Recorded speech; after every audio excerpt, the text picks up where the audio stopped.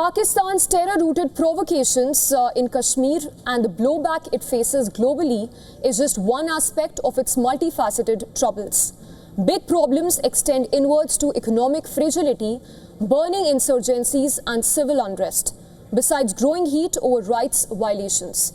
Take a look at this next report.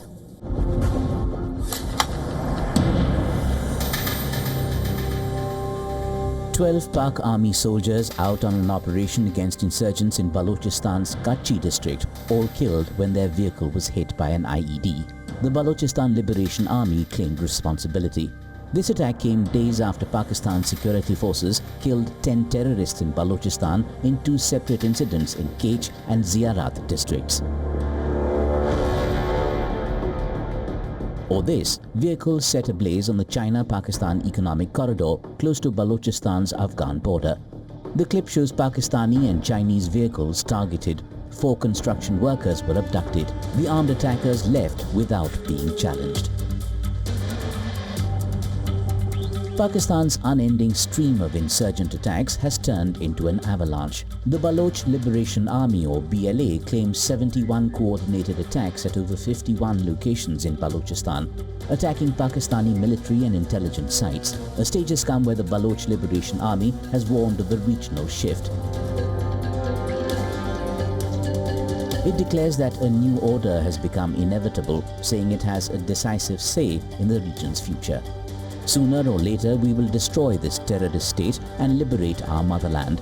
However, the longer this process is delayed, the more bloodshed, terrorism and instability the world will have to endure. From the insurgency in Balochistan to a string of clashes between Tehreek-e-Taliban Pakistan militants and Pakistani security forces in Khyber Pakhtunkhwa. On the 5th and 6th of this month, 8 TTP militants were killed in a series of encounters with security forces in Khyber Pakhtunkhwa. A Pakistani soldier lost his life. Weapons, ammunition and explosives were recovered. Fighting intensified militant activity in the area with frequent casualties is routine. The violations extend further to hostility between provinces and between specific communities. Baloch communities in Balochistan province have carried on separatist movements for decades. Military crackdowns with allegations of disappearances and extrajudicial killings are common. Underdevelopment, exploitation of resources and lack of representation have been at center stage. The Pashtuns of Khyber Pakhtunkhwa and northern Balochistan have suffered due to Taliban presence, military operations and drone strikes. Internal displacement and disruption of livelihoods are burning issues, as are intensive scrutiny and discrimination against the community. Multiple autonomy movements have erupted here too. The Sindhis native to Sindh province have raised concerns around erosion of their language and culture. Massive resentment persists over perceived exploitation of Sindh's natural resources by Punjab or the federal government. The Saraikis of southern Punjab and Mohajirs, who are descendants of migrants from India, have raised cries of economic neglect, poor representation, political suppression and discrimination based on their origin.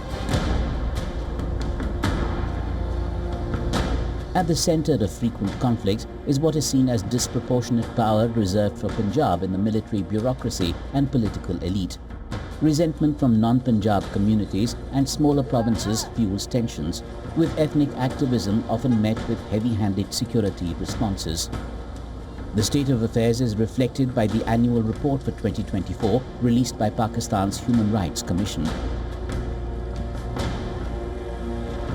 According to the report, fatalities related to militant attack incidents in 2024 rose to more than 2,500, with Khyber Pakhtunkhwa and Balochistan accounting for the majority of such attacks. At least 24 deaths were reported due to vigilante mobs, some of which were connected to allegations of blasphemy in Swat and Sargodha.